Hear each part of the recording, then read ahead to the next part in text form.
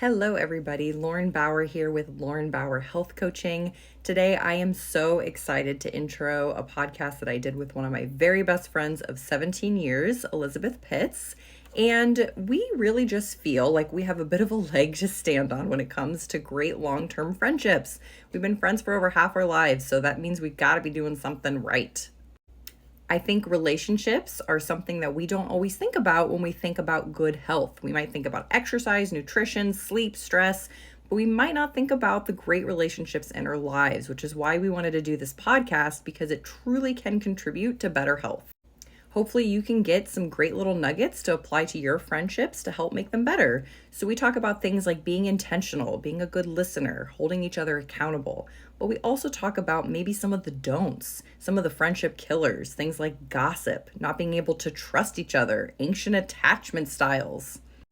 Obviously, our hope is that you can take away some of these things that we found have been great and foundational for our friendship. But if not, hopefully you can just enjoy hearing a little bit more about our story, getting to learn a little bit more about us. And without further ado, I bring you Elizabeth Pitts. First met actually in high school. I think we were 14 years old. Again, your memory is better than mine. So Selectively. I blocked it out. Yeah, I blocked it out. It was traumatic for her, actually. Yeah, it's not a good thing. Can't do it. Stuck with me since then. But we both swam together on the high school swim team, and we had a mutual friend. You had swam club with her, and I also had just met her. I'm just, making friends left and right that day, apparently. Boom, boom, boom. And it's kind of like how we said, the cheesy line, the rest is history. Oh, yeah. Swam together. For better or for worse. Yeah, for better or for worse. We're stuck. I know, it feels like you reach a threshold where at a certain point you're like, well, this is a lifetime sentence, my friend. And what do they say? They say like after I think it's like after 7 years, the friendship is supposed to last. If it lasts 7 years, don't quote me on that, but I want to say it's 7 years it's supposed to last. I like so, that. Hey, I mean, we're stuck with each other. 95% of statistics are made up, right? So, there you go. Right. I love it. But yeah, it is kind of crazy to think like just this whatever, hey, my friend situation lasted and turned into, going through high school together. Yeah. Being freshman college roommates. Roommates. Doing all of college together. All of college. And then that's usually the point where you're like, okay, is this going to last outside of this? Right. After we leave. Yeah. Because after we left, I mean, we've gone through you living in the Tampa area, me being in Boca, you South being Florida, in Kentucky, you being in Tampa. Right. We can never quite do it at the same time. I know. Until now. We're finally in the same place. Yeah. So, I feel like just, we were kind of just spitballing ideas back and forth, just chatting. And I was like, we should definitely do a podcast on friendship.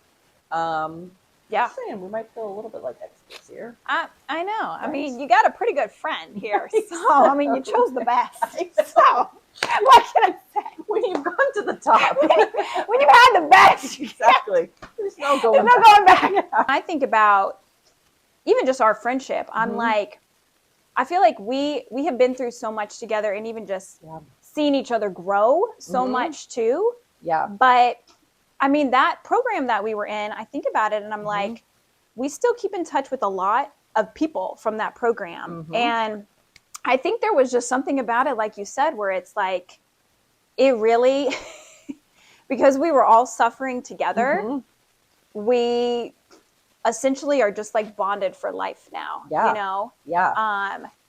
Because again, I'm like, I know that a lot of people, like high school friends, maybe they'll have like one or two high school friends, but I'm like, oh my gosh, like I still feel like there's a significant group of us or a significant number of us that keep in touch, you know? Well, and I think that's like the weird thing is you always hear people talk about high school friends don't stay together. They're like, oh, like after you graduate, who are you really going to talk to? And like, that was kind of in the back of my head. And then I'm like, a lot of them is the answer, apparently. Oh yeah. So I think because of that, we wanted to talk just a little bit about friendship and partially, like what makes a good friendship? Yeah. How do you have these long lasting relationships? What the benefits are? Yeah. Just because I have found such great value in it. And I was really like, you know what, it makes sense to actually sit down and list out, okay, why are we at this point? How did this happen? Right. What is like the secret sauce to good friendships? Yeah. So I mean, obviously I think we started the podcast off with laughter. Yeah. I think that's a great one because a lot of a friendship is like serious stuff, right? Like it should be someone you can lean on. It should be someone you can go to in hard times. But it also should be someone you can have fun with. Yeah. It's like, why not? You know? Oh, yeah. Life, Yeah. we can't take it too seriously. Yeah. Yeah. I know as an individual, I have that very like deeply ingrained where I can be very like serious about like, you know, where am I at in my career and what am I achieving and am I doing enough? And so then being around a friend is like, oh, it's so refreshing just to have like a different mindset and just like, it's okay. Like just kick back, enjoy life. Like the enjoyment piece sometimes I feel like is lost on me. Right. Yeah. I agree. I think like something that I really appreciate about our friendship is the ability to go super deep, but then also I feel like literally like a minute later, a second later, sometimes like super goofy and just fun, you know? And I feel like the best friendships have both of those qualities too, where it's like, okay, you're there with me in the trenches. Like we're doing the hard work together, but then we also are able to relax and have fun and even just talk about like surface level stuff too. Because I feel like if it's all deep, although that's great, but you can't just have a friendship that's all deep and so serious. Right. There has to be some like enjoyment component. Yeah. And I mean, there are some friendships where people are just like super serious all the time. And I mean, I guess maybe it works for somebody. But I'm like, I can't imagine. No. Like having not cracking jokes sometimes, you know? Like, yeah. And especially like I feel like it's such a good almost like medicinal relief when like you're talking with somebody about something very serious. And then like they can just say something to make you laugh. And you're like, oh, this just takes so much like weight and adds so much levity to the situation. Whereas like when you're in your own head, sometimes it's like that much more intense and serious. And yeah, I don't know. I can't imagine having a friendship that was only like very serious. Well, and even like you bring up a good point too, I feel like about having that other perspective too with friendship where it's like, you know, having somebody to talk to you, to sit, to listen, to kind of give you an outsider's input as well. Because it is easy to get inside your head, you know? And then it's like when you vocalize those thoughts or when you talk to somebody about it, that you're kind of like, oh, okay, so I'm not crazy. You know, they validate you. They give you advice. Like, you're like, oh, that helped. Like, that situation, which I thought was so big, is actually, it's not that bad, you know? So. Because I think, what's that, like, that one cheesy saying? It's something like, you know, you can't see, like, the whole picture when you're inside the frame or something like that. And I feel like that is so true where you tell yourself all these stories and you add all these different like layers and levels to things because you might be struggling with something and then now you've got all your insecurities on top of that creeping up. Now you've got all the stories about like, oh, this, you know, if it was something at work, it's probably my boss is mad at me and because I'm whatever. Or, you know, like whatever it might be. And if you don't have somebody that you know and trust and you know that they're coming from like the place of best intentions with you, if you don't have that outside perspective, it's like you can totally missee a situation. And I know for me that's super helpful when I'm just like, all right, here's what's going on, and you're like, oh, well, I'm looking at it this way, or like, it's not so bad. Like, okay, all right, good, I think I got it. Yeah, exactly. Like it's so helpful just to have that objective because you're looking at the situation. You don't have all of my stories and insecurities and whatever emotions invested in it. You can just objectively be like, here's what's up. Here's what I'm seeing with it. Right. Yeah, and something I think I appreciate about you too is I feel like you're a really good active listener. So, you know, whenever I am talking to you about something, I feel like, you know, you're always asking me questions. You don't want to assume, you know, it's it's a very active listening, and it's very validating, honestly, you know? And so it's like, I feel comfortable to tell you anything and everything, you know, because it's like, I know that you are going to listen and you're going to seek to understand like where I'm coming from as well. And so I appreciate that. I do appreciate that, you know. I mean, podcast is just going to basically be like, here's why I love you. Build you up here. So just going back and forth. Like, no, I love you more. Just further inflate our egos. Exactly. We're like, wow, this is amazing. No, I think let's dig into that a little bit because I think the listening component is super important. Yeah. I honestly, wait, what'd you say? I'm like, Jesus, woman. I'm like, I'm out. All right. I'm gonna start screaming the rest of the podcast.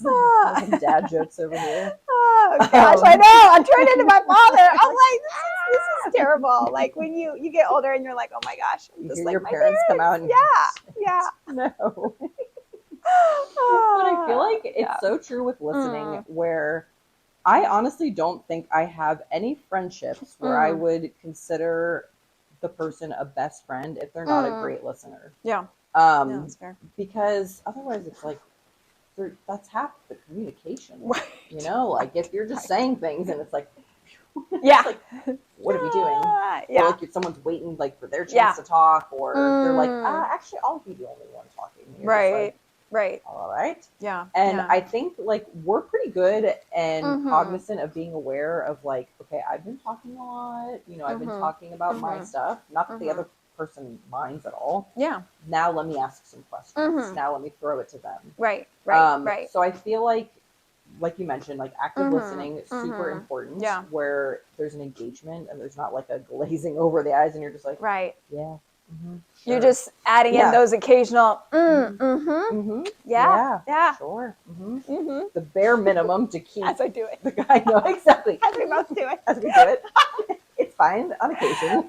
Maybe not the whole substance of listening. Right. But I think it really helps because it shows that they're engaged. Yeah. And it also gets you thinking differently. You know, like because now you're like, now I'm aware of it. We're just going to be humming each other forever. So I feel like that's a super important component of listening for sure. I think kind of what I mentioned before, maybe not explicitly stated, but trying to get the details of a situation. So, you know, like if you're telling me something or if I'm telling you something, you know, or even honestly, like I've tried to start doing this because somebody told me they did this and I was like, oh, wow, like I really appreciate that. And I feel like I can learn from that, is like asking the other person, do you want advice? Versus like offering up advice unsolicited. You know, like, do you want advice in this situation or do you just want to be listened to? Because I know for me, sometimes I'm like, I don't really want advice. Like, I don't really want a solution to the problem right now. Like, I just want to be listened to, you know, I just want to vent. I just want to whatever.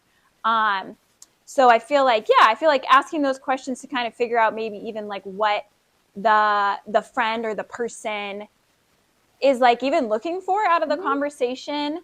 And then I think even just like with communication in general, like I always feel like over communication is best.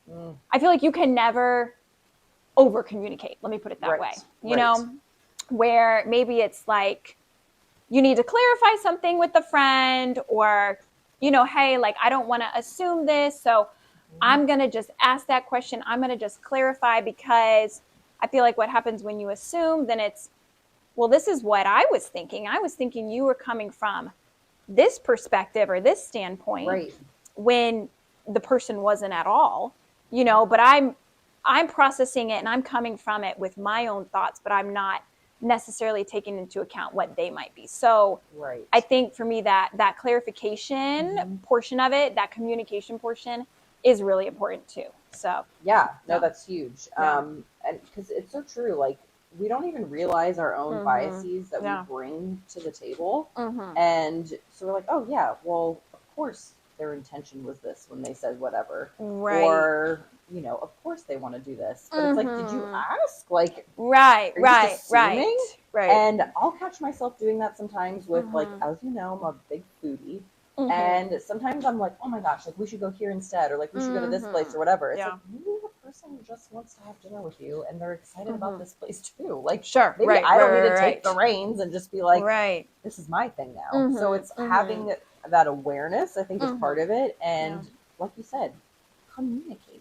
Like it never hurts to like ask a clarifying question. Right. It's totally fine. Yeah. Especially like you said with the whole listening component. Sometimes people just want to vent. And especially when like a situation has occurred so freshly, you might not be ready to receive advice. You might need it later. Right. But in the moment you might be like, oh, this thing happened and I need to talk about it and just get it off my chest. Right. And if the friend, well-meaning, is trying to jump in with advice, all of a sudden you're like, oh, are you even listening to me? Like, be mad with me. Like, I want to be upset. Right. Validate my feelings here. Yeah.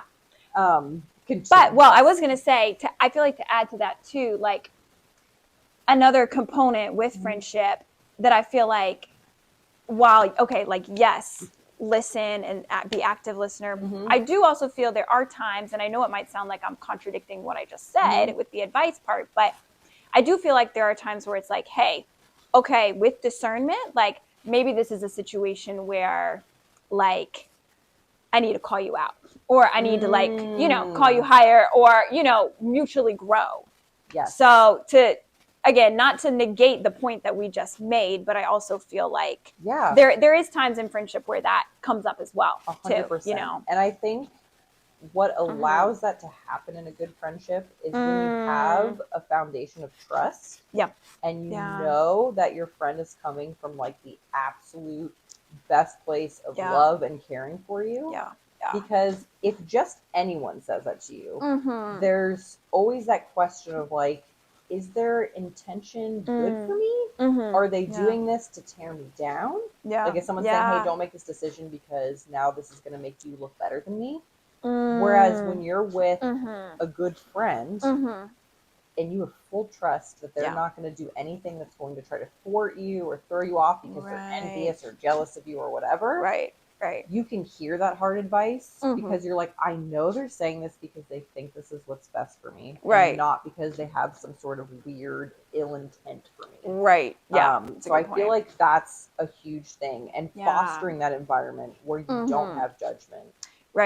That's huge. And like, again, I think it all goes back to like the listening and communication piece. Because if you're telling me something that maybe is like really hard for you to talk about or requires vulnerability, or maybe it's something like you feel bad about, and I'm going, what? You did what? That's crazy. Oh, what were you thinking? Oh my goodness. You're not going to want to share anything. Not going to talk to you about it again. Especially if someone's like, hey, I want to talk to you about something really hard. And you're just reacting from a place of judgment. It's like, did you not hear me? Like, this is a difficult thing. I don't need extra levels of judgment on top of that. 100%. That's a great point. Because it's like, I feel like you said it, you have to have that trust as a foundation. Because if that trust isn't there, then it's like, we can't build a friendship off of anything but trust. Or you can't build a solid, real friendship, I feel like, off of anything but trust. That's got to be the foundation. For sure. And like, I feel like what kind of goes along with trust too is, for me, that vulnerability and that like accountability. Like I think both of those too in a friendship, where it's like, okay, like I can be completely open with you, completely vulnerable with you, because we have established that trust, and then it's like that vulnerability breeds vulnerability. So, you tell me something, I'm going to share something with you, then you're going to share something with, and it's this mutual kind of exchange too. And I think a lot of that, at least for me, that vulnerability component and the trust piece comes from a place of being able to confide in you. Because I think when, unfortunately, like there's a lot of people who just like can't shut about other people. And you might just tell someone something, or something might even happen that maybe is like juicy gossip involving you, and you see people's true colors when they start spreading that around. And I feel like half the battle of being vulnerable is, again, you have to be able to trust them, not feel judged, and not feel like it's going to be spread everywhere. Like if I tell you something and I'm like, hey, like I'd appreciate it if you kept this between us. Like if you're just up calling everyone like, I'm like, did you hear? Lauren did whatever, you know? Like, great, Liz. Thanks a lot. So it's like, if you have that, and this is like, I feel like one of the best things that my mom had always taught me. She's like, if you have somebody who is constantly gossiping or like bringing the juicy news about somebody to you, why would you think they're not doing that about you also? Yeah, it's a great point. And it's so true, because sometimes I will see somebody in a situation with multiple different people. And sometimes they're like talking about one person to the other person, and then they're doing the same thing vice versa. And I'm like, oh, there's no like loyalty anywhere here. It's just, who can I win over in this moment? Because I've got the juicy news. Which is so sad. People who are secure in themselves don't feel the need to go around and bring other people down either. You know, there's no need for that. So it's kind of like, well, what is the reason behind that? You know, and I mean, I feel the same way, where it's like, okay, well, if you're, you know, if somebody's telling me this about another person, I'm like, well, who's to say that you're not going to just turn around and tell the other person or another, you know, third person what I just told you in confidence. 100%. So and I think you're so right. I think it definitely comes from some type of place of insecurity. And I think gossip a lot of times is almost like this currency where you're like, I've got the juicy knowledge, and that makes what I have to say valuable. Which, if you really assess it, it's kind of like the lowest form of currency. Like, to me, I'd rather be the person that's known for like having something interesting to say, or you know, being a good shoulder to like lean on, versus like, oh yeah, Lauren, she always just talks crap about everyone. It's like, you gotta watch out for her. Because in the moment, you think there's some kind of bond happening when you've just shared. Oh my gosh, you said what? Oh my goodness, we've shared this gossip. And it's like, that is the frailest form of a bond. Whereas, and this is always what cracks me up too, is like, I find a lot of the times, because I don't spread people's crap around, people just start telling me things. Not even because I want to know them or need to know them. Or you're like, care to know I them. didn't want to know that. No. So then I'm just walking around carrying all these secrets of people, because I'm like, I'm not going to spread it around. And someone will be like, did you hear this? And I'm like, oh, really? Even though I've heard it too. You've heard it, You've heard it from a couple different sources. 100%. Which, that's the irony, is I feel like the person who is so invested in spreading the gossip around wants that. They want people to tell them the info so they have more gossip to spread. But nobody will. But whereas the other person who does not care to be involved ends up receiving that knowledge, you know? So it's like this weird dichotomy. Irony, the irony. Like, and you know, and I think too, it's like you said, the friendship, if the friendship is just based on gossip or talking about other people, then when you don't have that, when you don't have gossip or you don't have somebody to talk, then there's no friendship, you know, like, again, there's no foundation. It's not based on anything. Because the only commonality was talking about a third person. It can be a very sticky situation. No, it's so true. Know? And I think that kind of makes a good segue into talking about how friendships end up lasting for a long time. Because I've looked at different friendships that I've had over the years. And, you know, I think about some, I'm like, oh, that's interesting. This was a good friendship for a period of time. And those sometimes are situational friendsps where you didn't necessarily realize it at the time. But maybe the reason why you guys were friends is because you both did like a sport together, or maybe you went to the same school, or maybe you just like had fun. Like maybe you were, you know, were in the same social circles in college, whatever. And it's not necessarily that they're bad friendships or that they didn't have some value, but you realize that the core of the friendship was that you were in the same situation at the same time. Where a lot of my friendships that I feel have lasted for a long time, like ours, they have that. Like, we Yeah. definitely have been in a lot of the same situations between high school, right, college, like, and then beyond. Yeah, yeah. Living here now. Exactly. Yeah. So, like, we do have a lot of those same Mhm. common situations. Yeah. But there's also something else that Yeah. is linked to that. And I think a Yeah. lot of that is that growth mindset component, where it's like we have things that we talk about that are deeper than just the situation that we're in. Like, we might be like, that's a oh, good like, point. we have school things to share. We can talk about Right. swimming, Right. UF, like, you know, like all these Yeah, different yeah. things, which are great.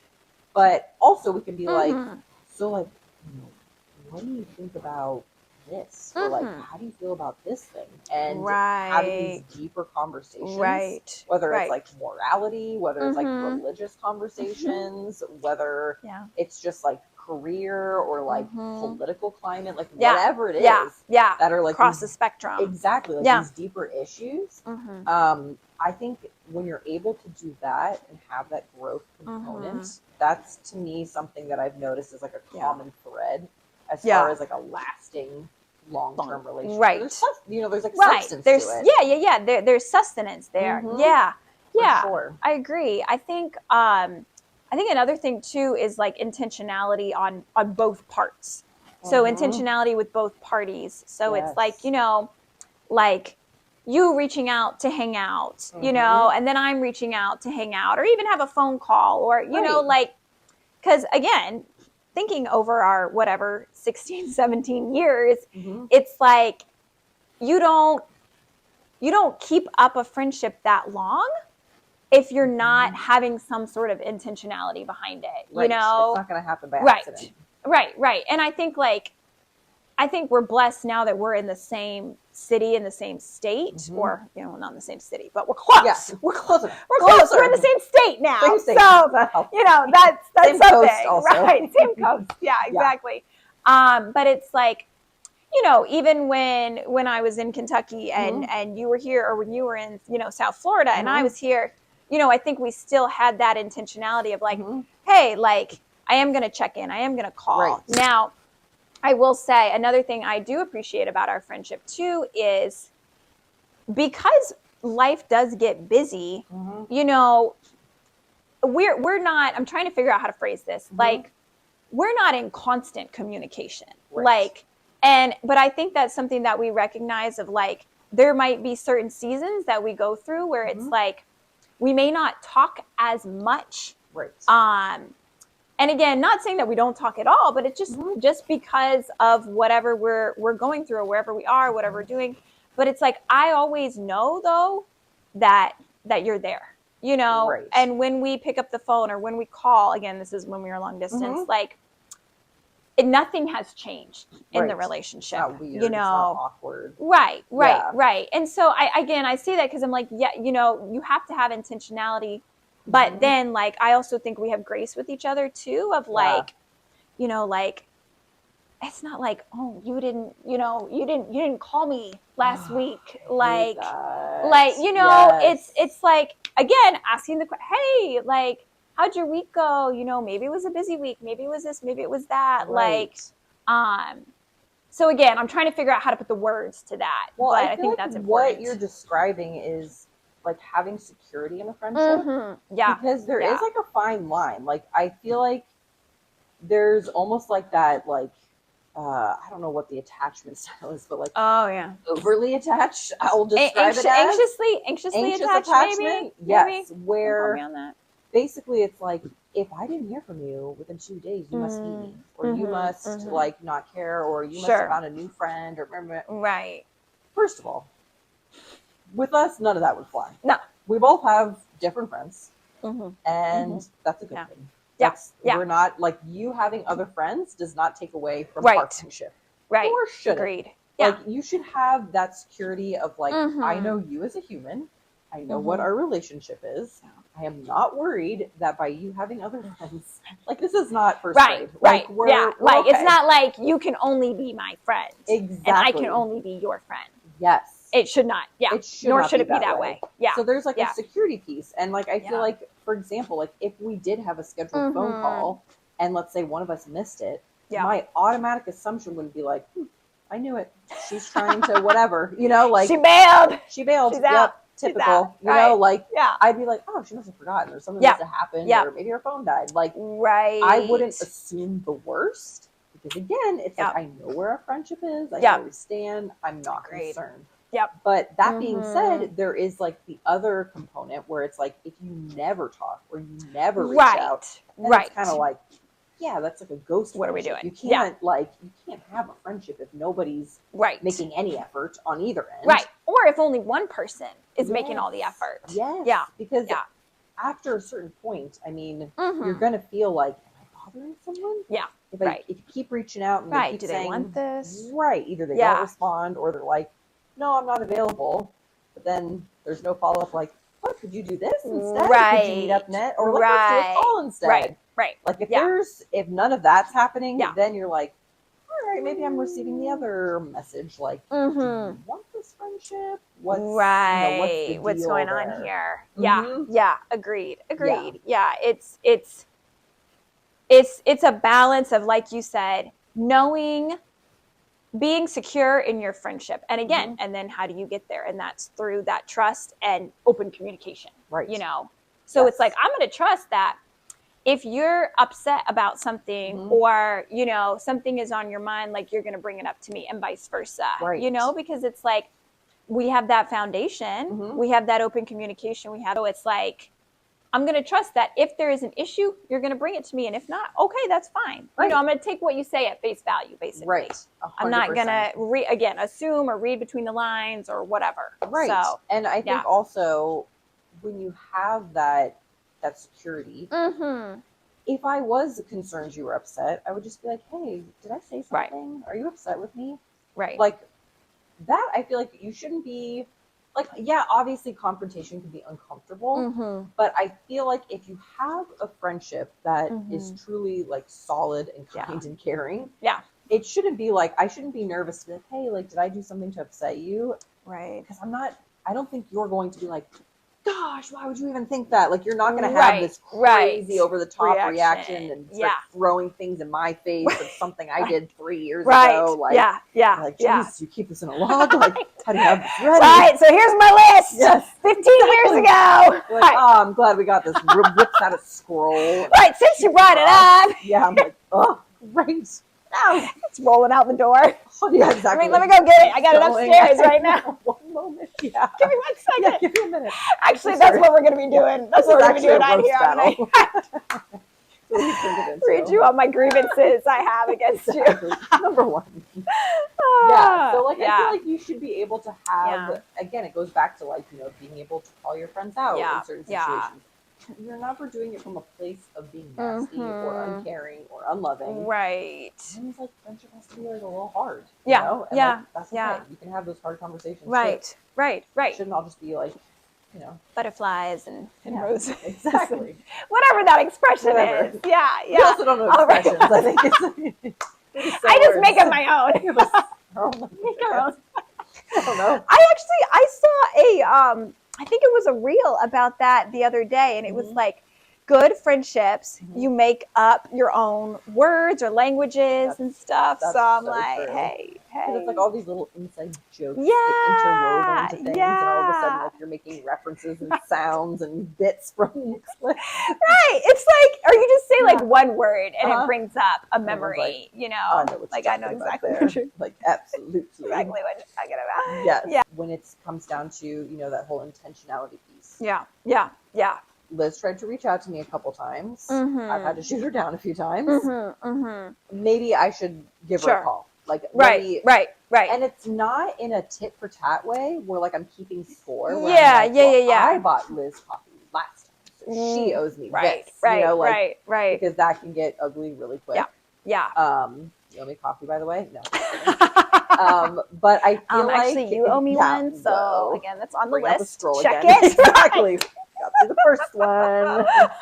But I feel like it's something of, like, a balance, you know? But not overstepping into the realm of, like, that owing tit for tat, holding grievances or grudges or anything like that. There's going to be times where you are going to need that help, and there's going to be times where I'm going to need that help, you know? And I think it's the heart behind it too, of like, being willing to help, being willing to listen, being willing to whatever it is. Again, going back to the being willing to reach out. And again, knowing that, so I'm doing that because I love you as a friend, you know, and then knowing that like, there might be a time where I am going to need this as well. Again, not coming from a selfish standpoint at all, but just the reality of a friendship is it's a mutual exchange, you know? So there's going to be times where you're in crisis and you're in need, you know, and then times where I'm in crisis and I'm in need. And how do we support each other through that, you know? Right. And recognizing when the appropriate time is to be like, okay, this is you right now. Yeah. I don't need to be like, it's like a little bit, but I want to talk about me. Right. So are we done? So let's change the subject. Yeah. Well, I mean, my goodness, like the perfect example that it's so funny. Like every so often, I'll just like think about this, and I'm like, whoa, I have such good friends. So when I was in college, as you know, my uncle passed away in like a freak motorcycle accident that like none of us were expecting, like rocked my family. And I remember telling you and Jim, I was like, all right, like, you know, I gotta go to the funeral. It happened to be in Gainesville where we were at for school. And I was like, yeah, my family's coming up, like this is happening. And then you and Anjum were like, oh, like can we come? I was like, what? And you're like, yeah, like we want to come. I remember being just so flabbergasted by that. I was like, why? And you're like, because we want to support you, like be there for you. And I was like, oh my gosh, like, and that's again like going to those moments where it's like you can be there in the hard times. Also, because I think a lot of people like obviously like death and grieving and like things. I mean, that is the far extreme end of like not comfortable for anyone.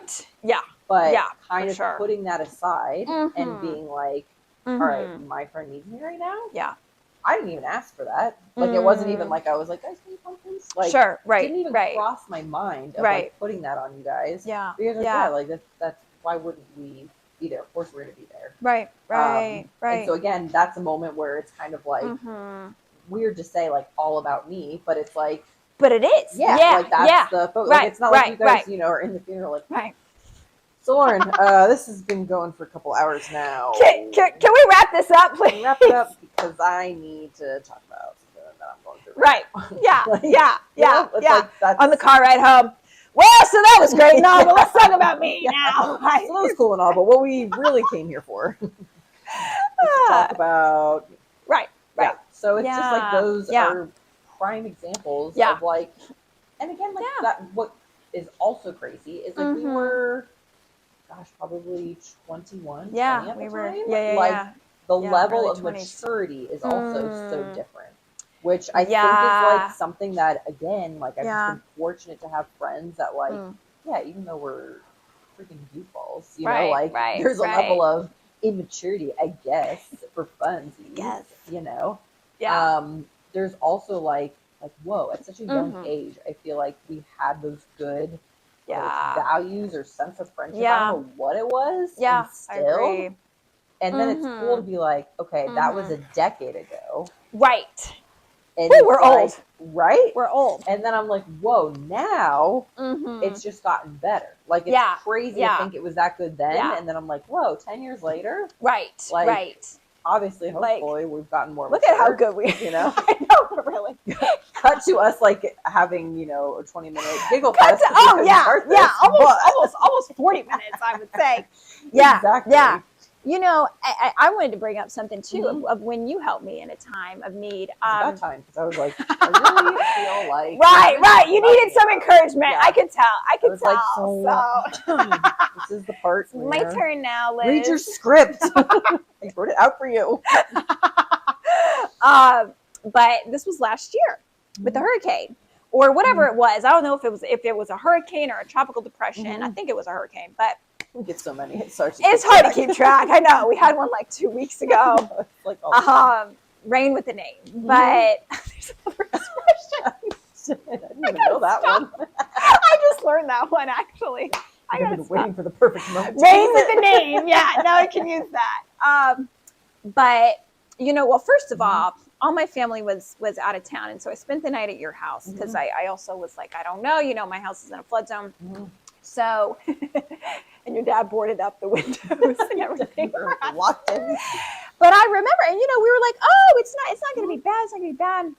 And I remember the next morning waking up to like a barrage of text messages and stuff from neighbors and my parents. So, my parents' house, we thought was going to be flooded because their neighborhood, the waters rose. It was just really bad, the rain. Right on the water. Right.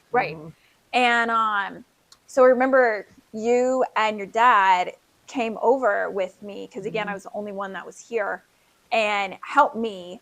And I just really appreciated that because that was during a very difficult, it was during a very difficult period just in general. And I think when I got there, we were like, oh, it's not that bad. Yeah. But then you remember we opened the door and then there was like the gasoline smell, like hit us like a brick wall. And then their garage was completely flooded. And I remember, we were kind of like, all right, what can you do? And you're like, oh, I have a friend who's a firefighter. Let me get some advice about the gasoline. Just you guys being there was so helpful. And then, like your support in the subsequent like days and weeks after too, of just like, hey, how are you doing? Are you okay? Like, that's a lot. Again, you're the only person dealing with this, blah, blah, blah. And then the other factors that were going on at the time too. But like, that's a time where I'm like, yeah, like I really needed you then. And I appreciated the help and the support that you gave me, during them. So of course. Well, it's kind of cool too, because I feel like, when you've been stuck with someone for so long, right, you almost like start to like shift from friends to family. And it's like a wild thing. And it's crazy too, because like how that's extended out is like, I feel like now I'm like, you're basically just family. Oh yeah. At this point. Yeah. But then it's crazy because then it's almost like our actual family members look at each other as family. Like, because I know my parents all the time were like, oh, like, are we going to see Liz? Or are we going to see, whomever? Like, they get excited about the people that they know I care about. And like vice versa, like I feel like your parents, like I could call if I had a problem, like I wouldn't think twice about that. Like, I know they would do anything. So it's like, it's interesting how like you almost start to have all these extra related to these families and like just all these deeper components of their life. And it's cool. It is cool. It is cool. It's like, as you get deeper into the friendship, it's, you're right. Like it spreads to other people as well, where it's like, our families are friends now, and and even just like our siblings, like Lindsay, and then you with Emily and Andrew and Jimmy, and it's like, when Lindsay comes back into town, I'm like, oh my gosh, Lindsay, like, I just think, that relationship is so cool. It's so cool to have that aspect to the friendship. Well, and I think it's also like, again, like when there's not that ego involved, you honestly just end up becoming each other's cheerleaders too, which is like super cool. Because again, like if it was a relationship that was not built on a strong foundation, you're not secure in it, that, and how we talked about earlier, where people can start to tear each other down. It's like a friendship should just be like, even if like, maybe you're not where you want to be career-wise, but your friend's crushing it career-wise, that's like your moment. You're like, I'm so happy for you. Like, and your friend is there for you when you're like struggling to make it through your career as well. Right. So like, it's such a cool dichotomy of being able to be like, okay, we're like each other's best cheerleaders. And it doesn't have to be like focused on me. Like, I don't have to worry about like, okay, you're doing well, so therefore like I'm upset because I'm not doing well. I'm threatened by that. Exactly. I know. And this is, I'm glad you brought that up, because even on that point, like, I want to just say it has been so cool seeing you start to build this business, because like, I know that this is something that has been on your heart for a while. And even just to see you take the steps, like, I remember, again, I'm like, was it last year or the year before? But when you started last year, was it last year? Yeah. Or the year before? Yeah. It last like year. So long I know, ago. that's why I'm like, is it last year? Well, and even, I guess last year officially launched. Okay, but the year before. The whole year before was. The year before. So like seeing you, talking to different people to try to, design the logo and the business card and everything. And then just watching it, like, it's been so cool just to see the progression of it and see you grow with the business and just how you've like challenged yourself and just doing new things, and I'm like, it's so inspiring. Like even just being an entrepreneur, and juggling all the other things that you're trying to juggle. I'm like, friendships, I feel like should inspire each other too. And I'm like, yeah, I am so inspired by that. Like, I think it's so awesome, even doing this podcast and having me on it. Yeah. No, but, yeah, it's been really encouraging to kind of watch you and see how you've grown, with that. No, too. I appreciate it. And honestly, like, I didn't realize what like an emotional component comes with like starting your own business as well. Just because you're like, whoa, this is overwhelming. Like I've never done business before. Right. Like how do I get like you just go from having nothing to something. You're like, how does this process go? So it's like, you need the friends to be able to be like, you can do this. Like, or if I'm just like, this is hard. You're like, it's okay, keep going. You got it. You got it. But I think like, thank you. But I feel like that's the other thing is like, your friends should inspire you. Yeah. Like if you, because it's so true when they talk about like, like you basically kind of like you're the culmination of like the 5 people you hang out with. Right. It's I've heard that. It's so true though, because if you are around people who, they're not really striving, maybe even they're like doing things that kind of drag you down. If you're in those circles, it's going to rub off on you. Whether you like it or not. Yeah. And luckily it works the other way too, where if you're around good people and people that are like, again, have your best intention. Yeah. It really just inspires you to grow outside of things. Like, right. Yeah. All of the people that I would consider my very best friends inspire me in some way. Yeah. All the time. And like, it might not even be like, it might not even be something in particular that they've done. Right. But like, even just being like sometimes I could just be like, oh gosh, I'm in such a funk or whatever. Yeah. Like, and then it makes me like, I don't want to be around people, whatever. I'm like, no, like, I know I always feel better after. Yeah. And so like, I'll come over or whatever, and then I'll leave and I'll be like, wow, that was so inspiring. And all we did was sit and talk, Right. I mean, like, hey, what can I say? Are you shocked? Right. Are you surprised? I'm an inspiring person. Yeah. So also super modest. Super modest, for sure. But it's true. Like, I feel like you can just have a conversation. Yeah.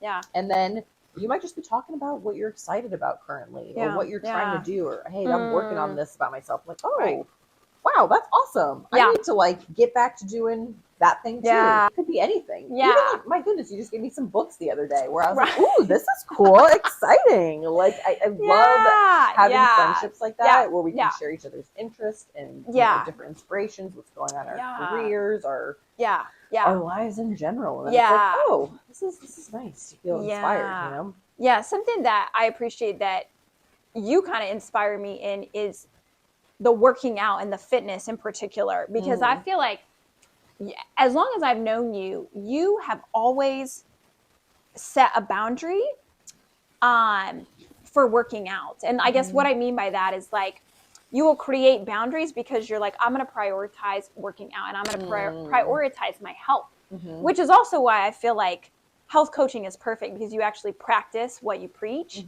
But that to me, I'm like, because, for me, I'm kind of like, I put the gym on the back burner because for me, I'm like, I'll prioritize other things and then I'll just do it later if I have time.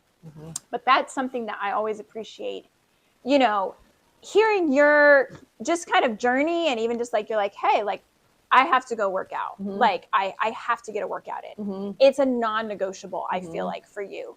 And so that for me is very inspiring and just helpful for me, because I'm like, man, it spurs me on, I'm like, I need to prioritize my health. I want to prioritize my health. Like, I need to be in the gym, Right. feel like for you, you've always been so great at prioritizing your spirituality, which is something that for me, I'm often putting on the back burner. So it's great because I feel like we're able to kind of inspire each other in that realm. And I know, like, I'm like, oh, if I have a question in this realm, I'm gonna go to Liz. Like, that's the cool thing about friendships is like, everyone has like their different areas they're excelling in, right? And then you're only bringing each other up to like a better, higher level when you're able to, I don't know, just pull from each other's talents, right? Priorities, what have you, right? I remember like when one of our mutual friends, Anjum, was doing this thing where she was like meditating very early in the morning. And I was like, that's crazy. This is so hard.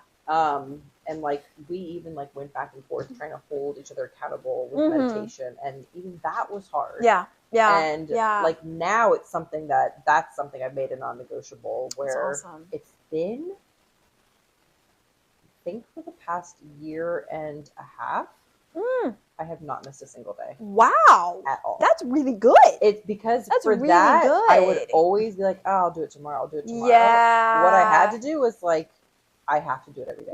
Right. Period. It's non-negotiable. Yeah. And when I took away that choice, now, can I say they're all awesome meditations and like I'm crushing it every time? No. Right. Yeah. Every day I do it because I'm like, I just have to now. Yeah. I love that. So I feel like sometimes that's like a great, I mean, whole side tangent on habits and whatever. Right. But I think just being inspired by other people, because that would have never probably started had Anjum not started her meditation practice. Yeah, for sure. Right. So it's just cool how you can really end up elevating each other to these other levels. Yeah. Based on things that maybe you wouldn't have even gotten into or cared much about. Right. Had it not been for your friends. Yeah. Well, and it's like too, it's like, we're not meant to be alone. We're communal beings. So it's like there's a reason that there's so many benefits to friendship, socially, health benefits. Like it's we're not meant to do it alone. We're not meant to bear everything alone. I mean, you talk about like crises. Yeah. I cannot talk. I cannot talk right now. But crises and problems, and it's like you can't. I mean, you could bear that alone. It would be very difficult, though. Yeah. It's like you need help. Yeah, you need people to inspire you. Yes. You need people to hold you accountable. You need people to just commune with. So 100%. Yeah.